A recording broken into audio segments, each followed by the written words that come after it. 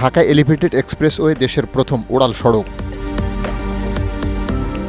বিমানবন্দর এলাকার কাওলা থেকে তেজগাঁও, মগবাজার, কমলাপুর হয়ে ঢাকা চট্টগ্রাম মহাসড়কের কুতুবখালী গিয়ে শেষ হয়েছে ২১ কিলোমিটার দীর্ঘ এই উড়াল পথ।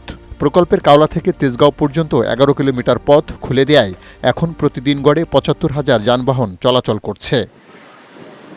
উড়াল সড়কের ৩ বিনিয়োগকারী প্রতিষ্ঠান ইতালথাই, চায়না স্যান্ডং ও সিনো হাইড্রোর মধ্যে শেয়ার সংক্রান্ত জটিলতায় নির্মাণ কাজ দীর্ঘদিন বন্ধ থাকে। সেই জটিলতা কেটে গেলেও ব্যাংক থেকে অর্থ ছাড় করাতে পারেনি তারা।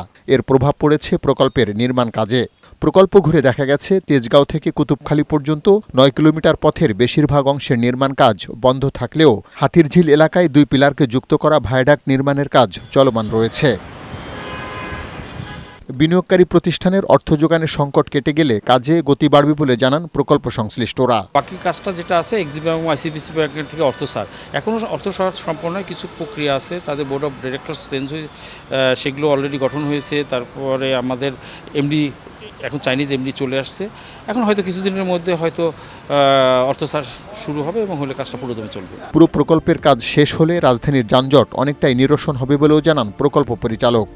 আমার তো মনে হয় যে ঢাকা শহরের ট্রাফিক অনেকটাই, যানজট অনেকটাই লাঘব হয়েছে এই প্রজেক্ট দিয়ে। আশা করা যায় যদি এটা পুরোটা হয়ে যায় তাহলে পুরো বেনিফিটটা ঢাকাবাসী পাবে। ৮,৯৪০ কোটি টাকা ব্যয়ে নির্মিত ঢাকা এলিভেটেড এক্সপ্রেসওয়ের নির্মাণ কাজ চলতি বছরের জুনে শেষ হবার কথা।